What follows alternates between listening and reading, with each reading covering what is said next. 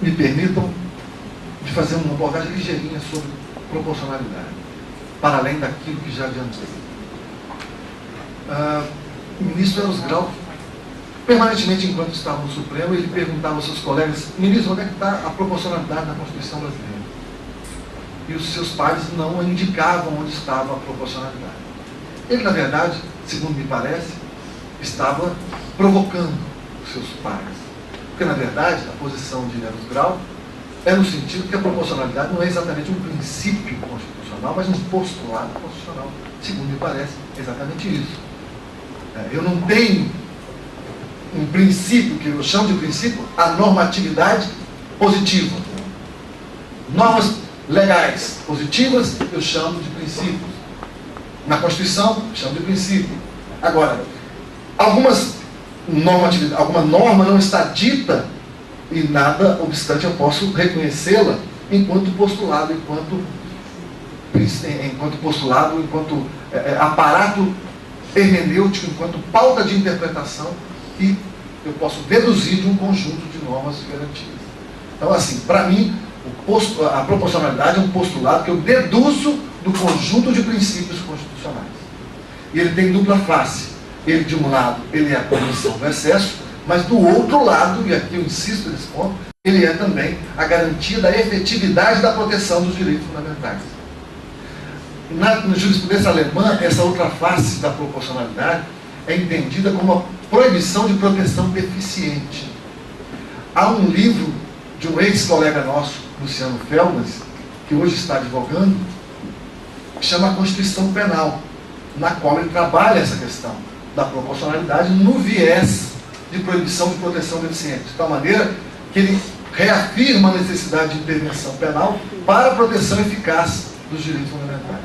Então, essa pauta tem que estar presente na aplicação das medidas cautelares.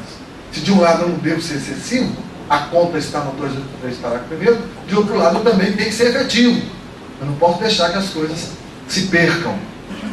Bem, me parece que nesse juízo de proporcionalidade, eu posso perceber que dificilmente eu vou requerer uma imposição de medida cautelar nos casos de infração de menor potencial ofensivo. Se eu estou diante de um juizado que se move pelo processo conciliatório e não pelo processo condenatório, evidentemente a ideia é a não imposição de pena privativa da liberdade. E aí volta aquela lógica.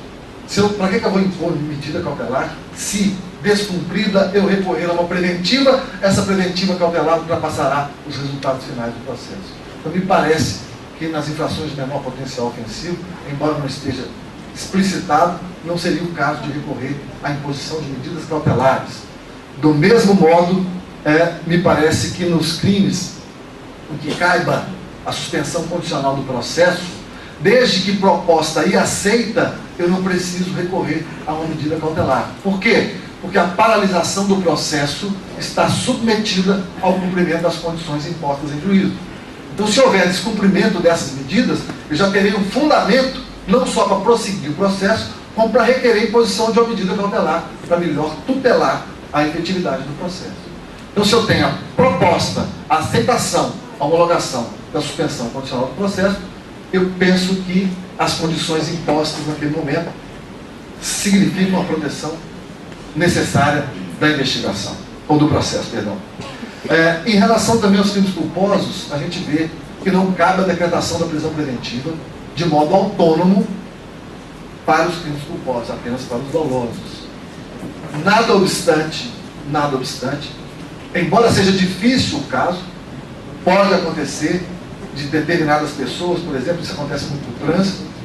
Eu tenho exemplos claros de crimes de trânsito por embriaguez, no qual os fatos se repetem. Você pode perfeitamente, diante das condições do agente, diante da natureza da infração, você pode fundamentar o risco de reiteração criminosa, impor medidas cautelares, embora não seja cabível a preventiva de imediato. Você impõe medidas cautelares, de preferência várias, diante da natureza do crime, de tal maneira que, a primeiro descobrimento de uma, você decreta a prisão preventiva. Isso é novidade positiva, porque antes, nos crimes culposos, no regime anterior, você não decretava a prisão preventiva, hipótese alguma, não é? A acumulação das cautelares, a lei é clara em dizer que eu posso acumular cautelares. A pergunta, eu posso acumular cautelar com as protetivas de violência doméstica?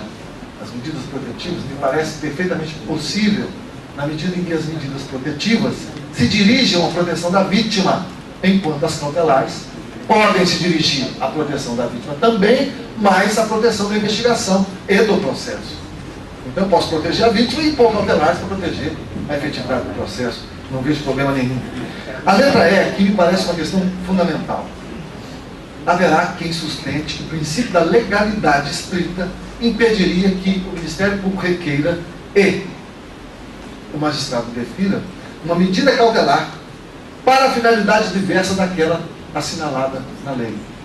Então tem uma medida 319 que diz: eu vou decretar com afastamento a proibição de manter contato com pessoa, eu vou determinar a proibição de frequentar determinados locais para o fim de evitar a reiteração criminosa. Esse é um exemplo que eu dei. Em alguns momentos a lei se reporta a essa finalidade específica e surge a pergunta, mas eu posso usar uma medida cautelar para outra finalidade? A mim parece que sim, sem a menor sombra de dúvidas.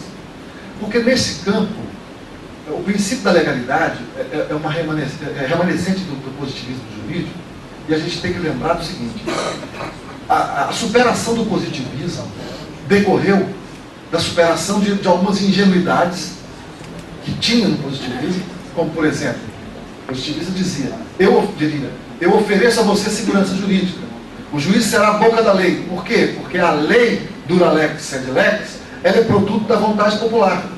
De tal maneira é assim que a soberania popular só será resguardada por meio do cumprimento da lei. O juiz não pode participar de nenhuma maneira na construção do sentido da norma, porque a norma, a lei, é produto da vontade popular. Esse é o ponto da ingenuidade. É claro que isso depende muito dos processos de formação da vontade popular, da formação da representatividade democrática, e a gente viu que ao longo da história perdeu-se no tempo essa equivalência, ou enfim, surgiram os grandes déficits de legitimidade do poder. O outro problema é o recurso linguístico. O positivismo, ele de fato ficou amarrado no texto. É uma arrogância muito grande achar que nós temos recurso linguístico suficiente para dar conta de todos os problemas. É claro que isso não é possível, nós precisamos de alguns elementos normativos, direito penal. Como é que eu vou construir direito penal se eu não recorrer a elementos normativos, que são palavras que expressam ou que dependem, cujo sentido depende do consenso, do senso comum? Como é que eu posso compor um tipo de furto se eu não recorrer à expressão coisa alheia? O que é furto? Proibido furtar o quê? Propriedade alheia? Então eu recorro à coisa para significar aquele bem jurídico protegido na norma. Para o positivismo, uma pessoa que subtrai uma caneta deve ser presa, porque o que basta é o juízo de subsunção. O positivista está ligado à tipicidade formal. Se você subtraiu, pronto, impõe-se a pena. Mas eu tenho que saber que a língua não me permite tanta área de manobra. Por isso, quando a lei diz coisa alheia, a lei queria dizer coisa relevante, patrimônio, aquilo que é importante. Eu não posso banalizar o direito penal. Então, essa é mais uma das questões. Neste caso, normas incriminadoras são pautadas pelo princípio da legalidade estrita. Normas incriminadoras porque são proibitivas de comportamento. Então, se eu tenho no plano da existência as liberdades públicas como fundamento do Estado Democrático de Direito, evidentemente que a sua limitação tem que ser fundada, tem que ser justificada. Assim, apenas as normas proibitivas devem ser vistas da lente da legalidade estrita. Num caso como este, nada impede que eu use uma medida cautelar antes de uma prisão preventiva para a finalidade diversa da lei, desde que ela se mostre o quê? Proporcional e adequada, que é exatamente o mote do artigo 282, inciso 1 e 2 do Código. Aquela pessoa que já superou o rigorismo positivista vai dizer, é claro que eu não acredito em tudo que o legislador diz. O legislador comete erros. O trabalho do intérprete é exatamente arredondar a legislação. Então, se há um desvio legislativo aqui, eu vou arredondar dizendo, é cabível também essa cautelar para outra finalidade que não a proibição da reiteração criminosa.